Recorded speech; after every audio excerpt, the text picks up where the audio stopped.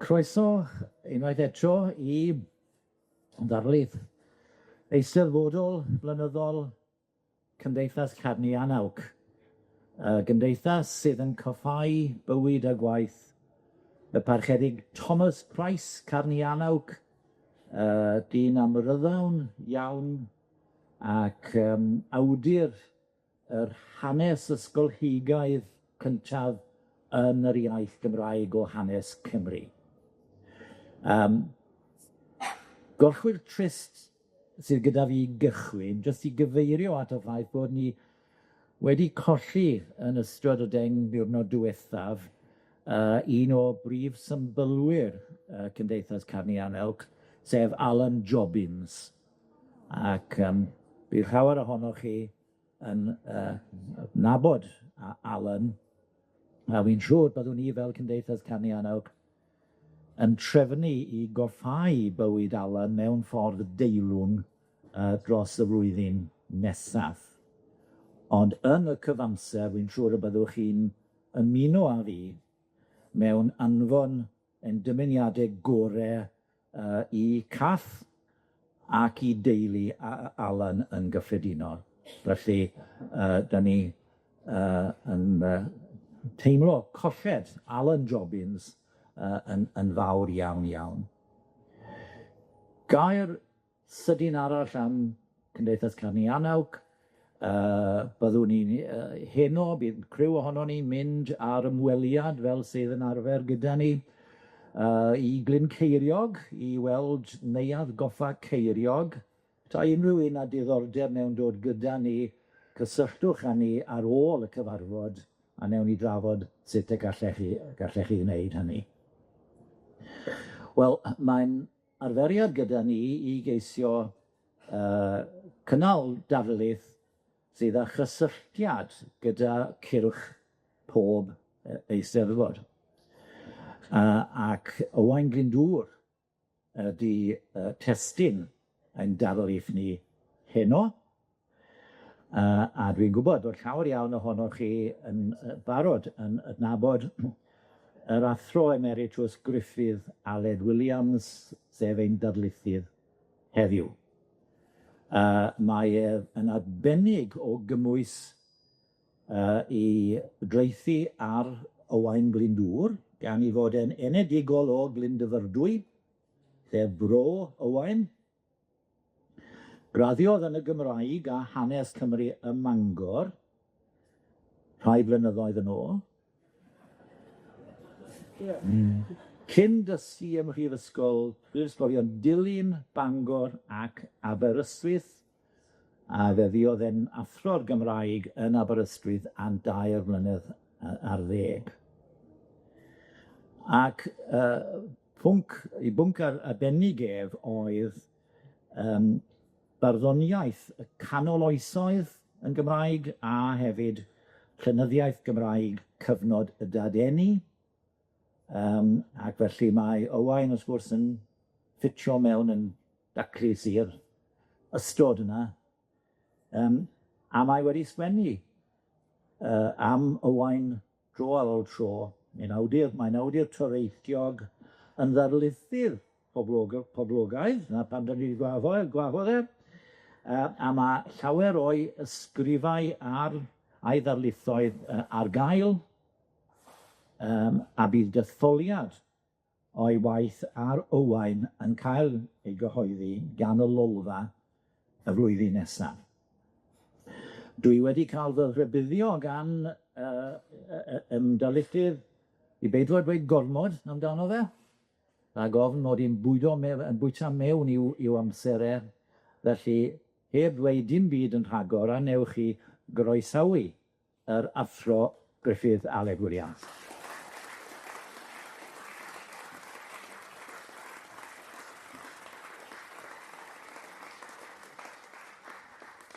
Wel, diolch yn fawr iawn, Cys, am eich croeso. Doeddwn ni ddim yn meddwl 20 munud yn ôl byddwn ni'n llwyddo I gyrraedd yma o gwbl, gan mod I wedi cymryd bron I 2 awr i ddod yma o groesoswallt y bore yma. Ond dwi wedi cyrraedd, a diolch yn fawr iawn I chi, Cys, am eich croeso. Mae'n braint yn sicr I mi gael annych Cymdeithas Carnhuanawc Thomas Price yn ffigur pwysig yn un o'r hen bersoniaid llengar chwedl R.T. Jenkins. Carfan gyfanodd yn helaeth at ddiwylliant Cymru heb gael y clod dyledus am hynny bob amser.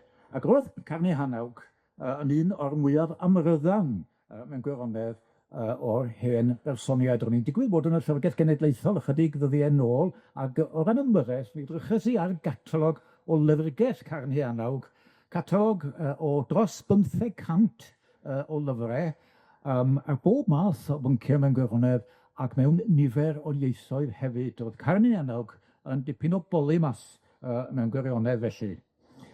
Mi gyhoeddodd o ar bob math o bynciau, gan gynnwys hanes hen dywysogion Cymru. A darlith ar un ohonyn nhw, sef Owain Glyndŵr, y Cymro bodorol ola i ymarfer yn dywysog Cymru, oedd cais y Gymdeithas i mi heddiw. A dwi wedi dewis sôn am Seneddau Glyndŵr, sydd efallai yn dewis ychydig yn fentrus o ystyried cefndir y gyrfa ag arbenigedd fy nghadeirydd i heddiw. Wel, rwan, fe roddwyd peth sylw i'r pwnc gan y ddau brif hanesydd yn treithio ar Glyndŵr, dau hanesydd mawr iawn, sef Sir J. Lloyd a Sir Rhys Davies.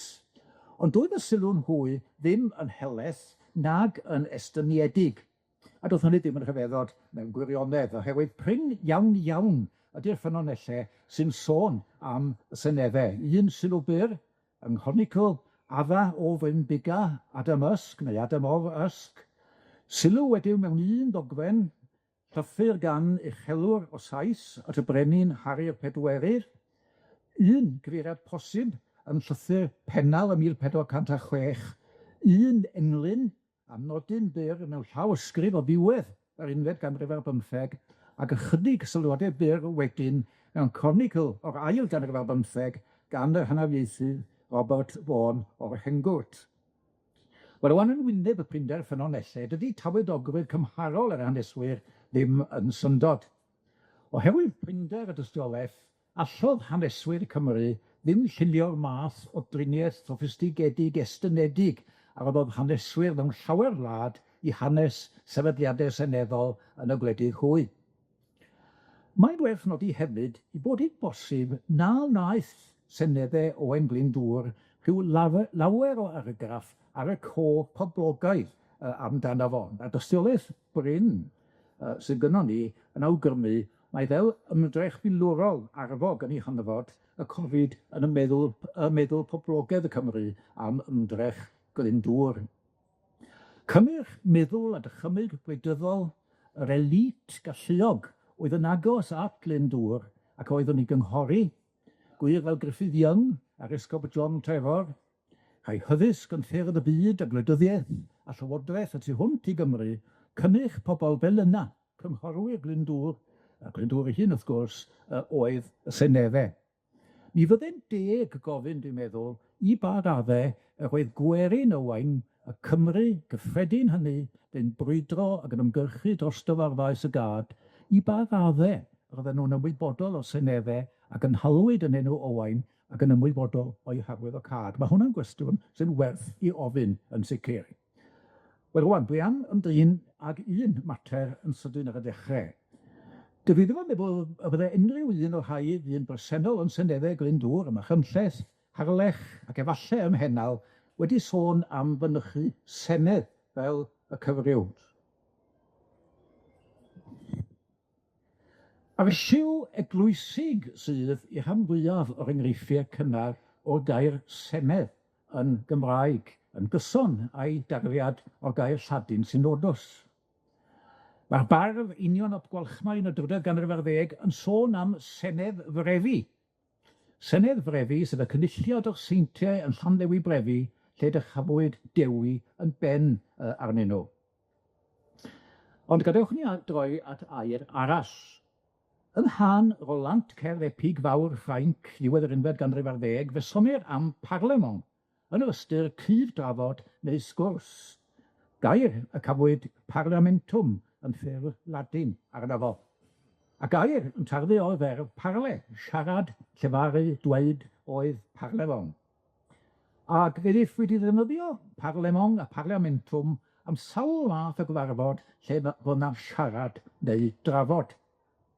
Draddol fe ddatblygodd y gair ystyr arbenigol. Yn y flwyddyn 1236, fe ddefnyddiwyd Parliamentwm am gyfarfod o gyngor brenin Lloegr, y Cwria Redis, cynulliad ar ei ddatblygu yn Senedd maes o law. Ac fe enillodd Parliamentwm, a Parliament yn Saesneg i glwyd, yn enw ar y math o ddynulliad a dwi'n i ni fel Parliament neu Senedd heddiw. Mae'r enghraifft yn hara o'r gair Parliament yn gariadur Saesneg Rhydychen yn perthyn i tua'r flwyddyn 1300. Mae gennych chi erill hefyd Parlamento mewn Sbaeneg ag Eidaleg. Dydy ddim yn syndod i'r gair Parliament gael ei fenthyg o Saesneg neu falle'n byr o'r Ffrangeg i'r Gymraeg. Yn y 14th ganrif ar 10, mae'r bardd Madog Benfas mewn marnad i Ddafydd ap Gwilym yn sôn am Ddafydd fel parlement clod, sef rhywbeth fel llefarwr clod. Cofiwch am y tarddiad o parle. Ac fe ddefnyddir y gair mewn cyfeithiadau Cymraeg o Ffrangeg ag o'r Lladin yn y 14th ganrif ar 10, yn pererindod Charlemagne, fe ddywedir pan derfynawd i barlment, gan gyfeirio at gynulliad o gynghorwyr y brenin i'r ymerodwr hwnnw. Fe rwan, oherwydd y cysylltiadau a'i safle cymdeithasol, mi fyddai Owain Glyndŵr a'i gynghorwyr yn ymwybodol o rodolaeth Parlamentwm neu Parlament Lloegr.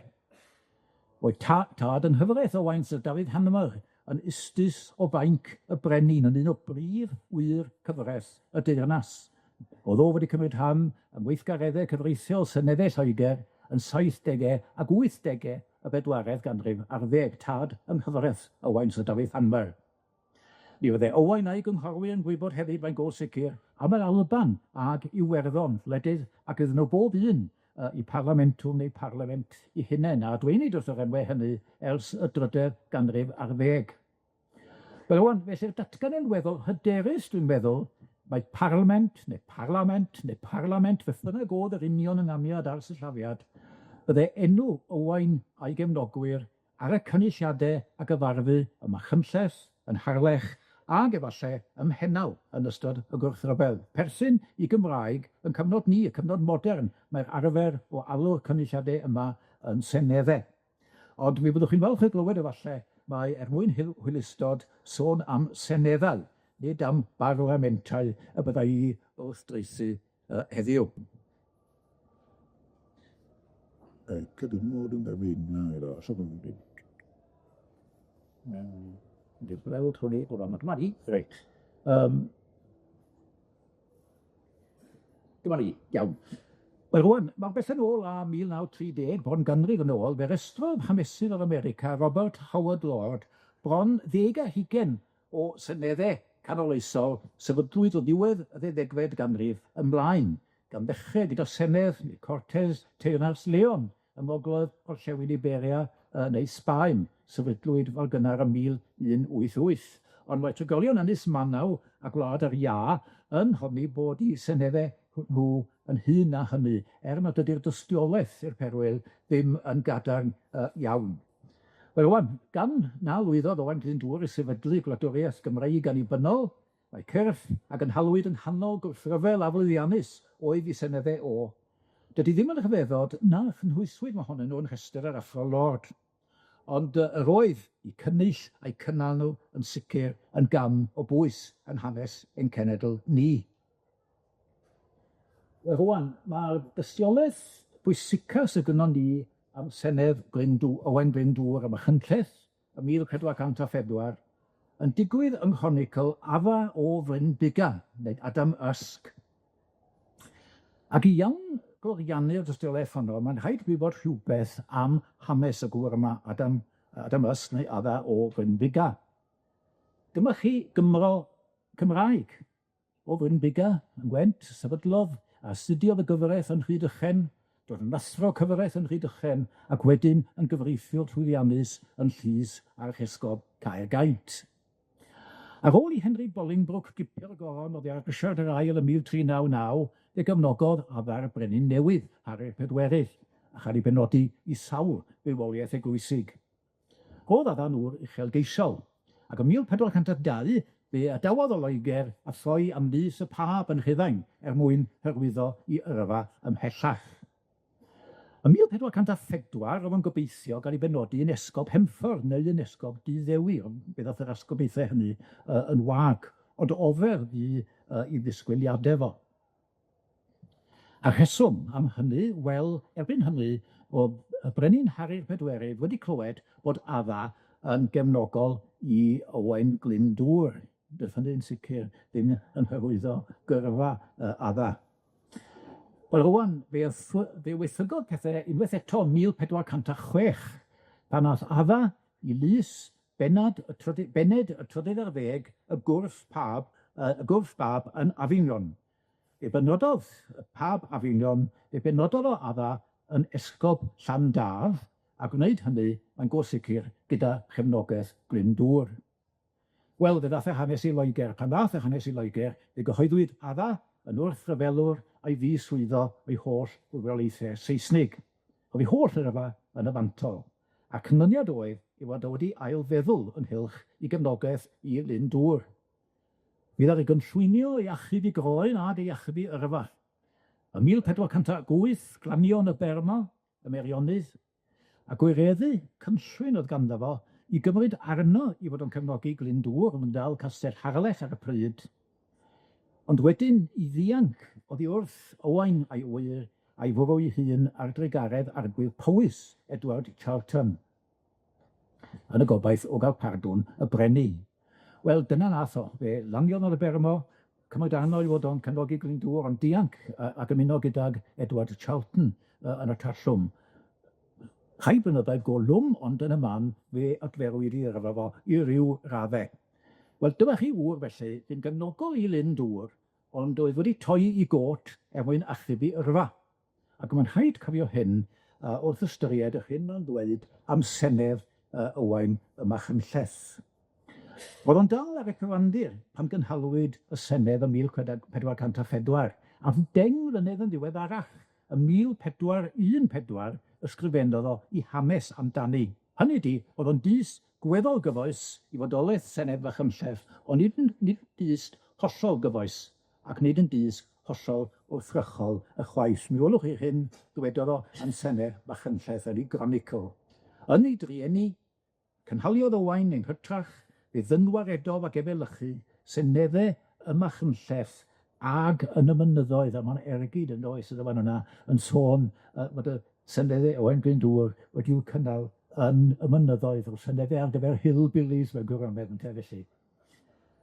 Yn sôn, mynd ymlaen, sôn am Owain yn cynnal i Senedd y Machynlleth ac yn y mynyddoedd, lle tawsfeddiannodd y hawl i ymladd gornestau a breintiau drynhilol eraill, na wnaeth hynny les iddo, neu dryswch iddo. Wel, rwan ambell sylw ymhylch hyn. Erbyn i adda sgwennu hyn yn 1414, mi fydde Owain wedi cynnal Senedd arall yn Harlech ym 1405. A dyna pam efallai mae'n sôn am seneddau parlamenta yn y lluosog.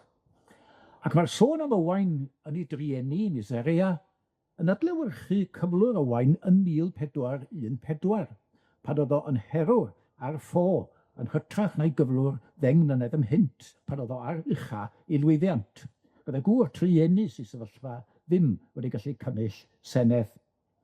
Ac mae geiriau dirarddiol adda am Senedd Machynlleth, yr awgrym mai ffug Senedd oedd hi, yn adlewyrchu'r ffaith mae gŵr wedi troi i got yn newid i dyngarwch oedd o. Fel y dwedes i, doedd adda ddim yn dyst hollol wrthrychol.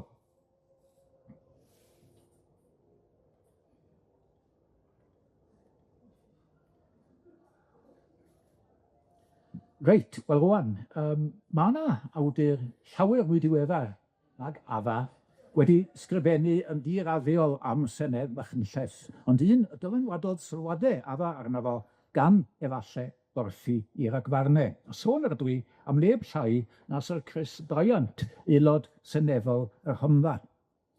Yn 2014, fe gyhoeddodd i gyfrol gyntaf Parliament y Biography, cyfrol boblogaidd ar hanes Senedd Lloegr yn ystod ei chanrifoedd cynharaf. Yn ei ragau, mae Chris Bryant yn trafod nifer o fythau am Senedd San Steffan. Megis y honiad, mae'r Senedd honno yw mam Seneddau oll, a mythau mwy dibwys, fel y myth bod yna reol ar un adeg bod yn rhaid i'r aelodau wisgo hectiau. Ond y myth ola mae o'n ei restru, a myth ydy hwn, cwbl amherthnasol i hanes Senedd Lloegr mewn gwirionedd, ydy'r un a ganlyn, a mi welwch chi i eiriau fo. Owain Glyndŵr did not hold a parliament in the Chymdeithas in 1404. The one contemporary account by Adam of Usk maintains only that he held or counterfeited or made pretence of holding parliaments, and there is no evidence of anyone attending other than a council of nobles. Wel, rwan, mi dybia i, mae gwleidydd llafur uniolaethol sy'n lledaru yma yn y cyfeiriad mymryn yn ddefmygus at y Council of Nobles. Dyna chi ogwydd bair yn anachronistaidd o ystyried na fydde seneddau'n gyffredinol gan gynnwys Senedd Lloegr yn batrymau o ddemocratiaeth yn ystyr fodern y gair ym nghyfnod Owain Glyndŵr. Ond mi fyddai yn dychwelyd eto at Chris Bryant. Wel, rwan, yn eich estyn hanes Glyndŵr, so ddechwn nhw'n symud o.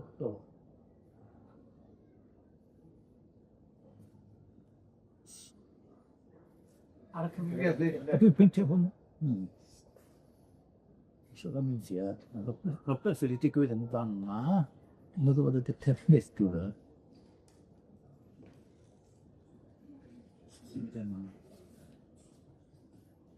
Sydd yma yn gweithio. Dwi'n gweithio. Dyna fo.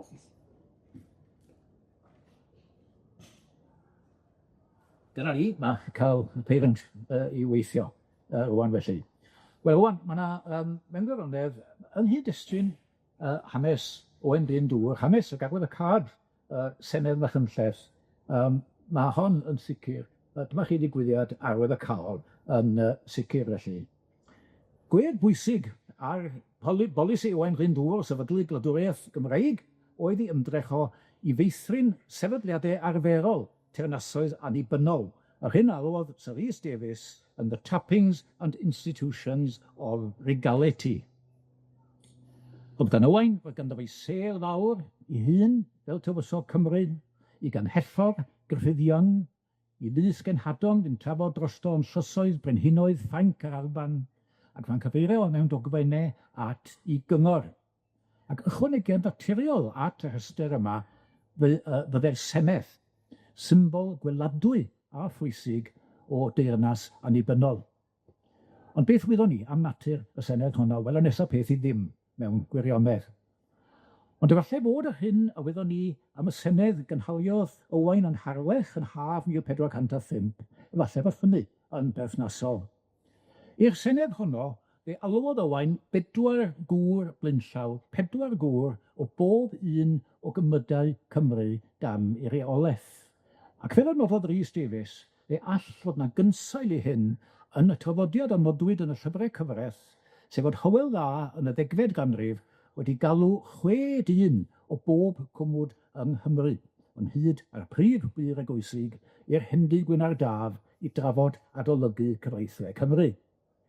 Wel, mae'n da phosib mae cynroch o lyfr y cymydau, ac fe ddechon rhai gwir eglwysid cefnogol a gyrchodd i Fachynlleth ym 1404 ar gyfer Senedd Owain, Senedd gyntaf Cymru. Wel, rwan, mi fwy'r llawer anoch chi, mae'n siŵr, a stryd Meingwyn, prif stryd Machynlleth, mae yna adeilad sy'n cael ei adnabod fel Senedd Owain Glyndŵr.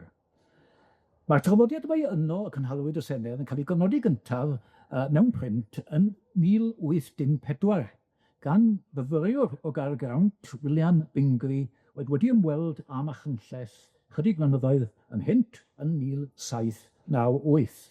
Bydd yr adeilad yma, bydd yn stable, bydd yn stordy, rhan ohono hefyd wedi droi yn 2.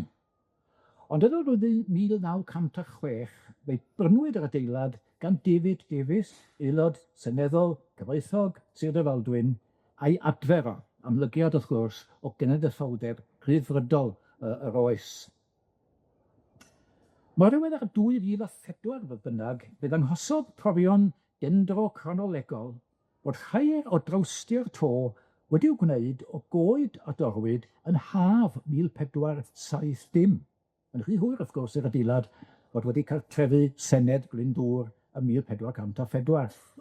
Mae hi'n bosib bod yna dŷ cynharach ar safle yr adeilad presennol. Ond chawn ni fyth wybod i sicrwydd ai ar safle yr adeilad presennol neu'r adeilad cynharach efallai, ai peidio y cynhalwyd Senedd Glyndŵr. Ac mae'n rhaid nodi nad ydy'n dilyn o'r eiglyd ei bod hi wedi cael ei chynnal mewn adeilad o gwbl. Mae yna enghreifftiau o seneddau Ewropeaidd canoloesol, yng Ngwlad Pwyl yn Hwngari ac yn yr Eidal, gafodd eu cynnal yn yr awyr agored. A pan gynhylid senedd ganoloesol Lloegr tu allan i Lunden, oedd hynny'n digwydd yn aml mewn adeiladau crefyddol yn eglwysi cadeiriol, yn Abatai a phlasau esgobion, hefyd weithiau'n wir mewn cesti. Ac yn Iwerddon, yr arfer oedd cynnal seneddau canoloesol y wlad mewn eglwysi a thai crefydd. Mae yna eglwys, wrth gwrs, ym Machynlleth, ond eglwys o'r 4eg ganrif ar 15 ydy honno. Wyddwn ni ddim yn gwirionedd am ei rhagflaenydd canoloesol. Mae yna, wrth gwrs, werth coffadwriaethol symbolaidd pendant i'r adeilad sy'n cael ei alw yn syneddu Owain Glyndŵr yn Machynlleth. Mae o'n cyffau digwyddiad o bwys yn hanes yn cenedl ni. Ond fel llawer gwedd ar hanes Glyndŵr a'i wrthryfel, fe erys union leoliad Senedd 1404 yn gwestiwn na ellir byth i ateb i sicrwydd.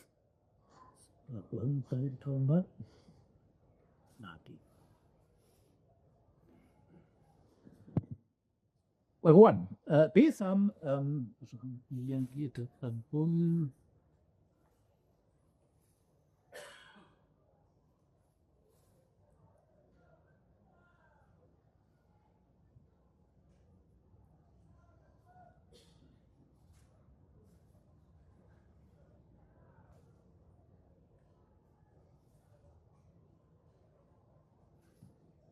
mae'r peiriant fel y traffig yn Eisteddfod Wrecsam yn adegau.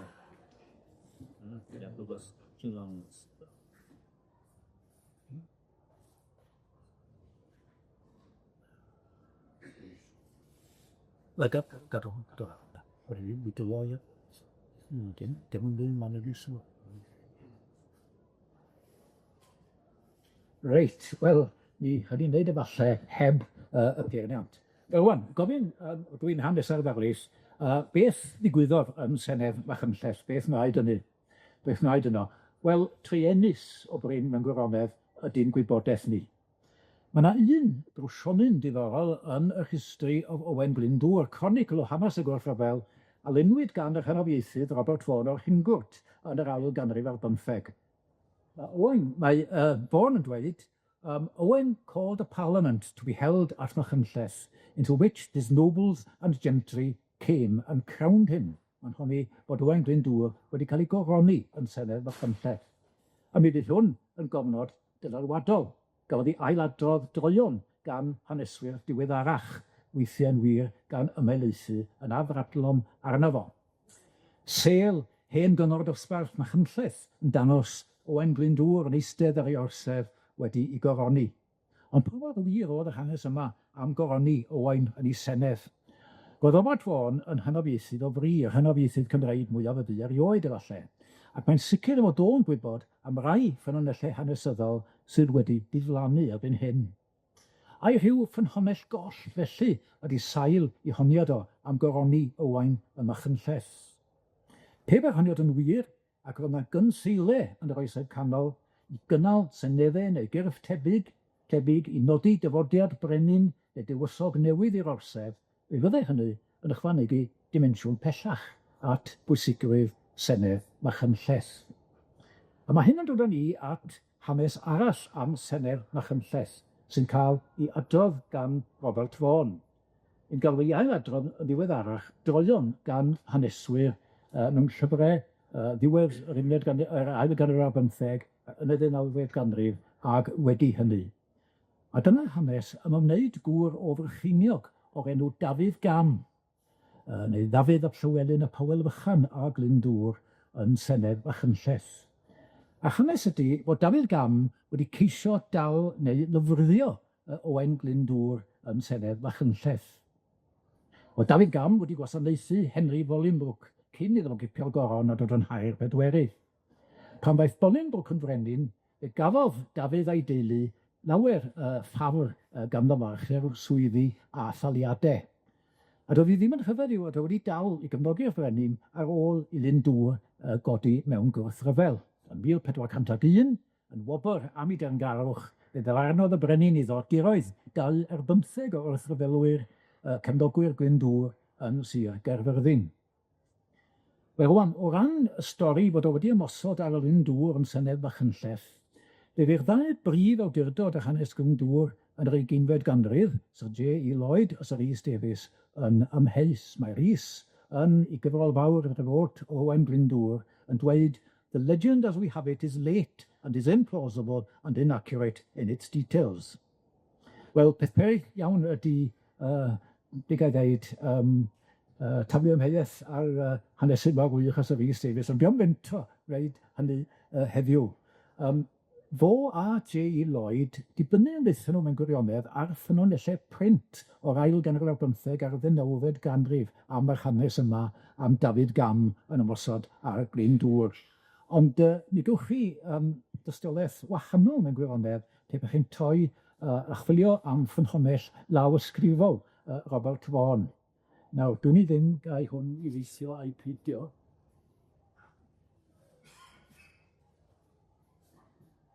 Nawr.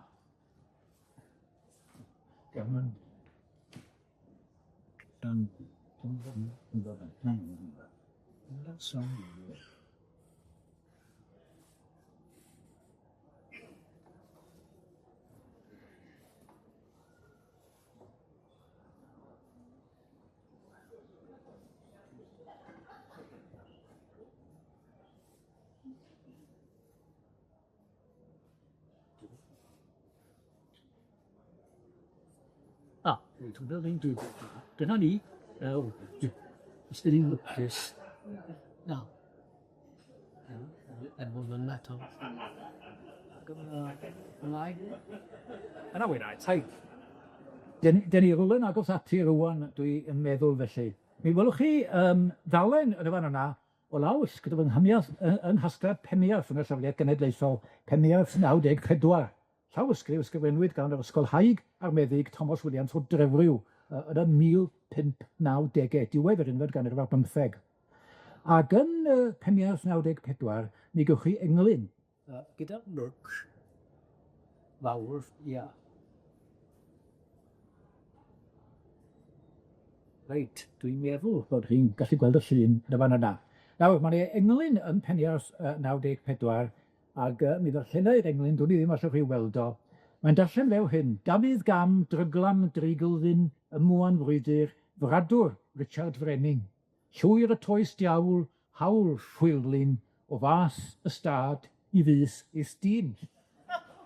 Wel, wan, nawr ni arall eio'r englyn yn Cymraeg diweddar. Dafydd Gam, crwydryn anffodus mewn gwydr, bradwr i Richard Frening, yn llwyr y todd y diafol, gan fyny i hawl yn flin i hwyl yn y fath gyflwr i fys ysdyn.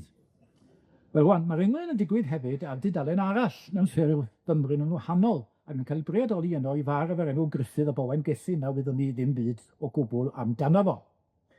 Nawr, mae peniarth 94, fel dweud, sy'n dyddio o'r 1590, ond dwi am awgrymu fod yr englyn mewn gwirionedd dipyn yn hŷn na hynny. Ac yn hanedd yr enghraifft yn go awgymod. Fe gewch chi, mewn gwirionedd, gynadyddion sain gyda chytseiniad yn y goben, y silla olofon dyn, sydd dros ben o ran y gyfatebeth, dryglam dreigldyn. Does na'm byd yn yr edd yn dreigldyn i gyfateb am gynharach yn y llinell. Hawl hwylflym. Unwaith eto, yr edd yn hwylflym ddim yn cael ei ateb. Cynadyddion pengoll ydy'r hynna rhai waharddwydd gan Dafydd a Bedmwnd yn Eisteddfod Caerfyrddin ganol y 15fed ganrif. Mae yna hefyd nifer o eiriau cyfansawdd yn yr englyn. Geiriau wedi llunio o asio dal air ymhyd dryglam dreigldyn hwylflyn. Nodwedd oedd yn gyffredin marddoniaeth y 15fed ganrif, ond yn prynhau wedi hynny. Wel, wan, dwi am awgrymu bod cynghanedd ag arddull yr englyn yn awgrymu bod o wedi cael ei ganu, mae'n debyg, yn y 15fed ganrif. Ond pwysicach na'r englyn o safbwynt Senedd Fachynlleth ydy'r nodyn byr sydd wedi i'w wasgu'n ar ysgrifen fan ac anodd i darllen yn union oddi tano, ac waelod tudalen cyntaf Penias 94, ac mae'r ystau wedyn yn ceisio i ran olaf o. Mae wedi gweithio to yma. Mi gewch chi nodyn ar waelod o'r tudalen yn darllen fel hyn.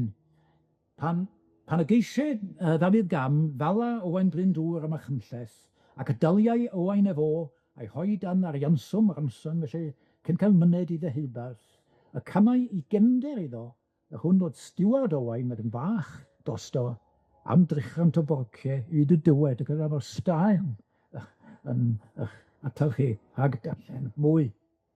Wedyn chi hanesyn diddorol am Senedd Fachynlleth, sef oedd Dafydd Gam wedi bwriadu dal Owain yno. Ond bod Owain wedi fal o, a gofyn ransom, arianswm neu brydwerth i'w gathau o cyn y cael ei ddychwelyd adref i'r de. Fe ddywedir hefyd bod cefnder i Ddafydd, oedd yn stiward i Owain, wedi mynd yn fach, siŵr i ti ddim yn talu mechnïaeth drosto fo, ac wedi camu pennill coeglyd, lle awgrymu'r bod y prydwerth yn 300 o borciau, oedd yn swm anferth yn y cyfnod. Wel, rwan, mae rhwng popeth o gofio y gall nad oedd y bwlch rhwng 1404 a chreu'r deunydd y gadwyd yn Penias 94 yn bwlch hir iawn, mae'n bosib bod y traddodiad gofnodir yn Penias 94 am fad Dafydd Gam y Machynlleth yn ddilys yn ei hanfod, ac na ddylid efalle i ddrwg dybio fo i'r grafau y gwnaed hynny gan haneswyr proffesiynol yr 15fed ganrif. Nawr, mae'n werth cofio i'r Saeson anfon yr ysbiwr John Lamb i Mortain-sur-Mer yn Ffrainc yn 1378. Dim ond chwarter canrif cyn Senedd Fachynlleth, i ganfon John Lamb i Ffrainc i lofruddio Owain Lawgoch, disgynydd i dywysogion Gwynedd, oedd yn gobeithio goresgyn Cymru i hawlio i dreftadaeth. Oedd tybed a'i math o John Lamb diweddarach oedd Dafydd Gam, gwas cyflog Brenin Lloegr, ei fryd ar gyflawni andfadwaith. Wel, wan, gadewch ni mynd ymlaen o Senedd 1404 y Machynlleth i Senedd arall hystus Glyndŵr, Senedd Harlech ym 1405. Mae'n gwybodaeth ni am Senedd Harlech yn dod o lythyr Ffrangeg a ysgrifennodd Sir John Stanley. Cofiwch yr enw. Sir John Stanley, uchelwr blaenllaw o Sir Gaer. Llythyr ysgrifennodd o at y brenin Harri'r Pedwerydd ym mis o Ffennaf 1404. Ag mae Sir John Stanley, mae o yn honni yn ei lythyr bod 'na ddau Gymro o Sir y Fflint, David Whitmore a Ieuan ap Meredydd, wedi dod ato i bwysleisio i teyrngarwch i'r brenin, ac i adrodd bod Owain Glyndŵr wedi galw senedd i'w chynnal yn Harlech, un a mynychu gan 4 y cynrychiolydd o bob cwmwd yng Nghymru o dan 'i awdurdod. Roedd hi'n fwriad gan Glyndŵr, meddai, i geisio cytundeb ar y brenin pe fyddai Owain yn cael sicrwydd o gymorth y Ffrainc.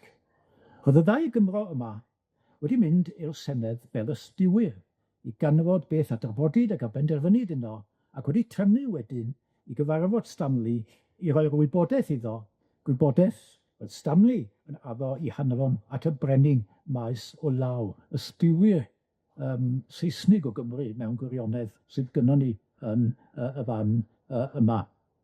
Wel, rwan.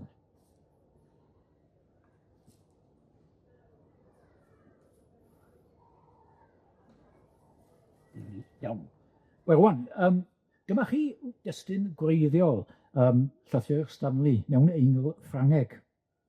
A sylwch chi, fel mae Stanley yn cyfeirio at Senedd Harlech fel Parlemon. Mae'n gwneud hynny cynifer o weithiau a 6 gwaith i gyd. Wel, rwan, yn y cyswllt yma, mae hanes Stanley ei hun yn bwysig. Achos dyma chi yn ffigur blaenllaw iawn yn y weinyddiaeth derfygeithol Saesnig yn Iwerddon.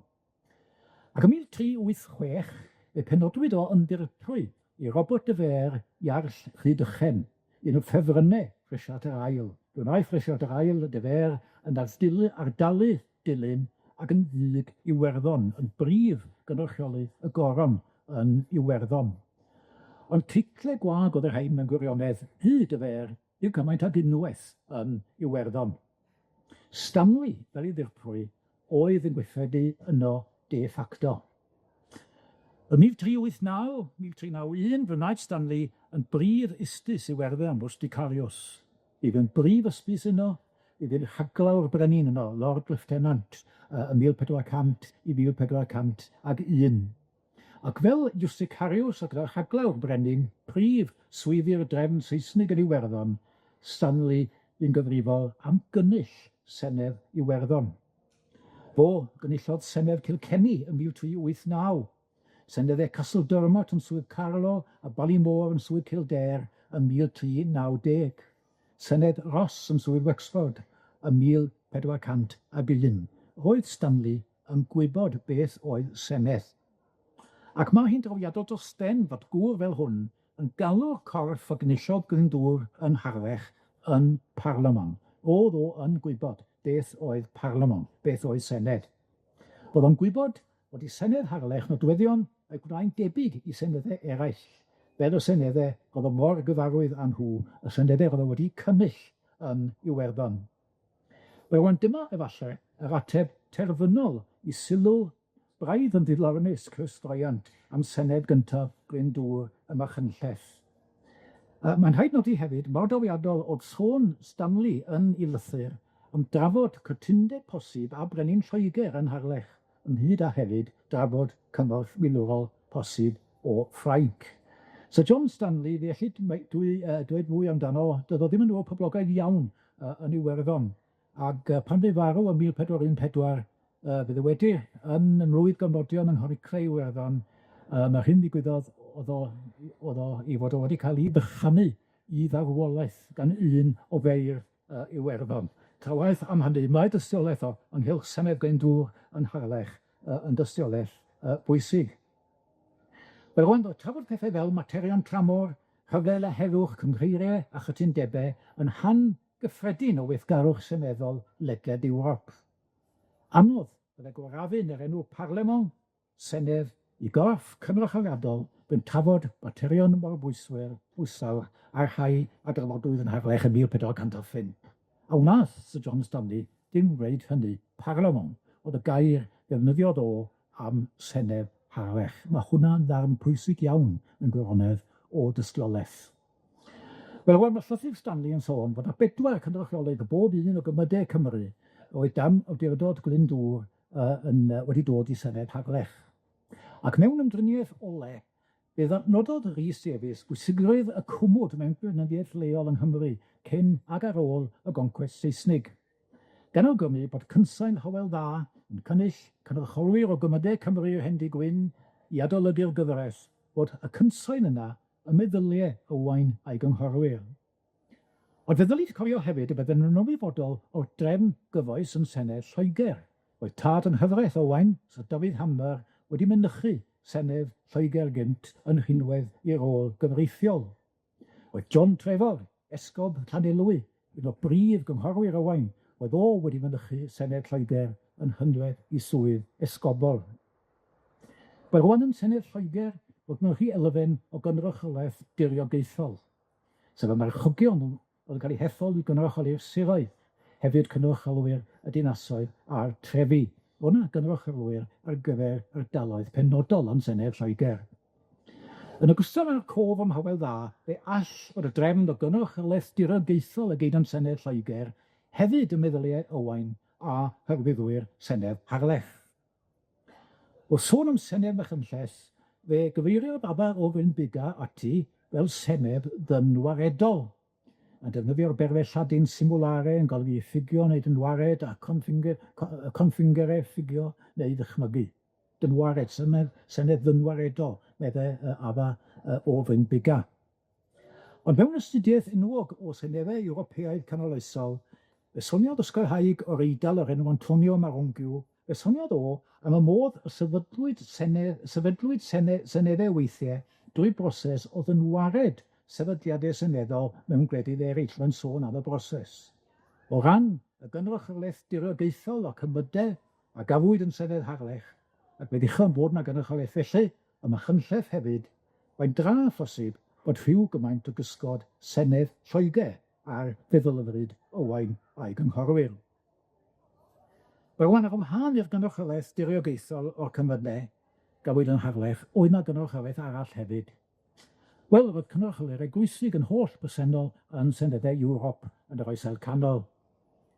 A gafwyd cynrychiolaeth felly yn Machynlleth a Harlech, do, mae'n byw sicr.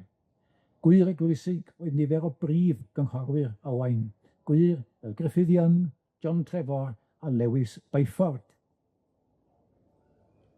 Wedyn, yn llythyr pennal o Charles y Chweched Brenin Ffrainc yn 1406, bydd atgynodd Owain ei fwriad i dosglwyddo i dyfngarwch oddi wrth Pab Rhufain, Erohentius y Seithfed, at Bened yr Wythfed, Pab Afinion. Dyma chi gyfnod pan oedd o ddau bab yn Ewrop. Ac yn arfer y cael, mewn gwirionedd, yn llythyr pennal, mae Owain yn sôn i fod o wedi gwneud y penderfyniad yma ar ôl i'w gyngor ar gymell galw yn hyd pennaethiaid, proceres ac esgobion Pilatos Cymru ac eraill i drafod y mater. Yn dod i'r penderfyniad yma yn sgil trafod rhwng esgobion a gwir i gyngor.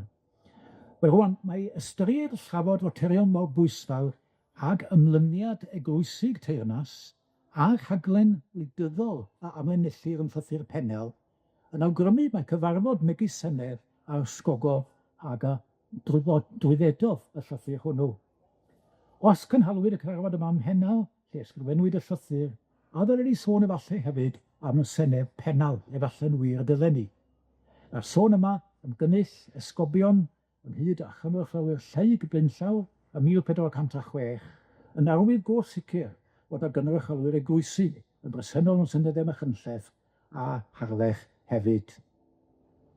Wel, mae'n ymhlith cynhyllion a ysgogor gynnal Seneddau yn yr Oesau Canol, oedd awydd brenhinoedd a thywysogion i dderbyn cyngor consiliwm ar faterion pwysig, a hefyd i hawyd i lenwe i coffre.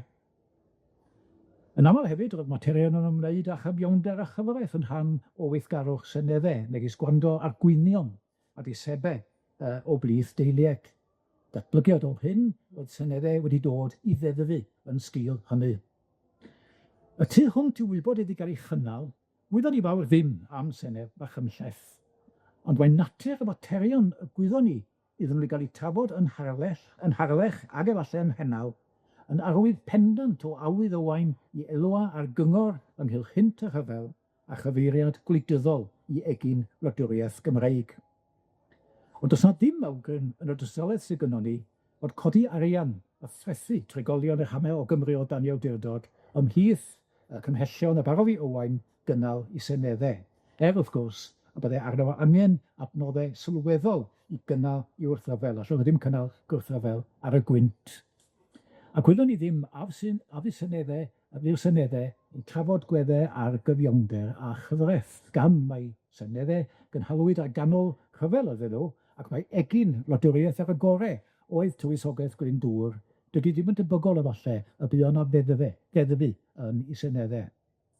Mae'n werth nodi bod rhain haneswyr wedi pwysleisio mae cyrff gwleidyddol yn hytrach na cyfreithiol oedd Seneddau cynnar yn benna.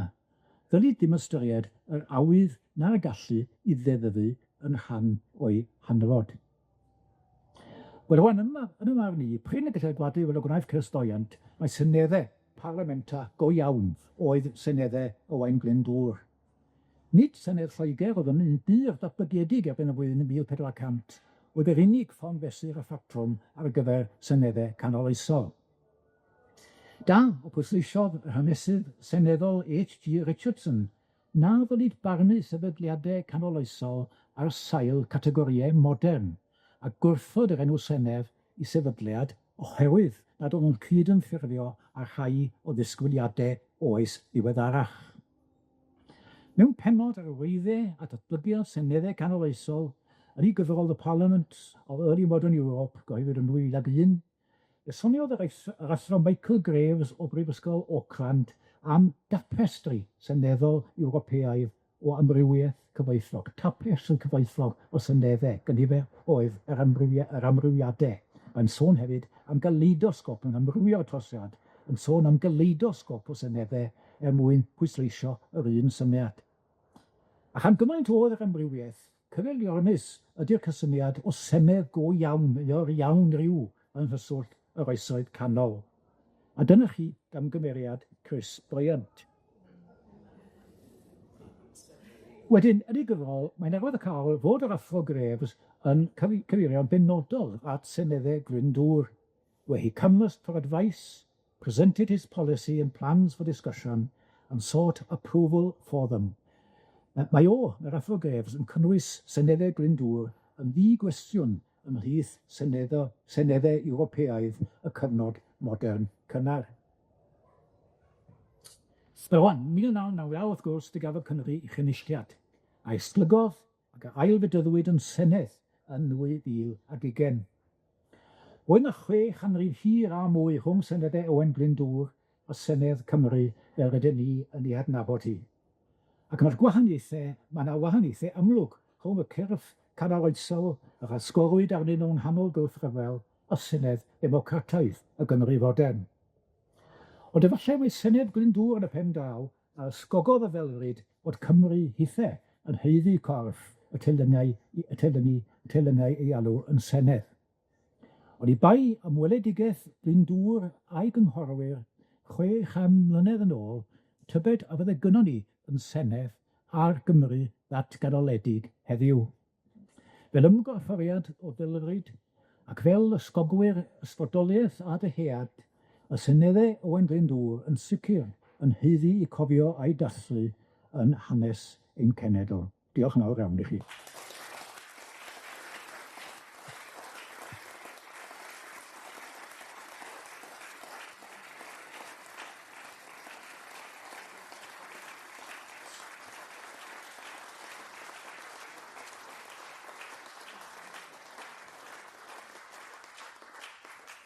Wel, wi'n gwybod bod chi gyd wedi mwynhau yn fawr iawn, efe, ac mae Carnhuanawc, Cymdeithas Carnhuanawc yn gallu dathlu unwaith eto dadleuth hynod o lwyddiannus a phoblogaidd. Yr oedd Gruffydd Williams yn sôn, wrth gwrs, am yr adeg nôl yn 1997 a'n benderfynodd bobl Cymru o drwch blewyn bod nhw am gael corff cynrychioliadol i gynrychioli pobol Cymru. A chi'n cofio falle Ron Davies yn dweud, ynddo fe? Dyma y tro cyntaf i Gymru cael cynulliad o unrhyw fath ers 600 mlynedd. Felly ni rong i ddef, chwarae teg, yn cyfeirio nôl at seneddau Owain Glyndŵr. Nawr, ers hynny, fi'n siŵr bod llawer ohono ni wedi aros i gael mwy o gnawd wedi cael ei roi ar esgyrn y cysyniad yma o ddechreuad sofraniaeth seneddol Cymru, ynddo fe? A nawr, da ni wedi cael hynny. Felly, unwaith eto, a newch chi ddiolch yn fawr iawn i'n siaradwr.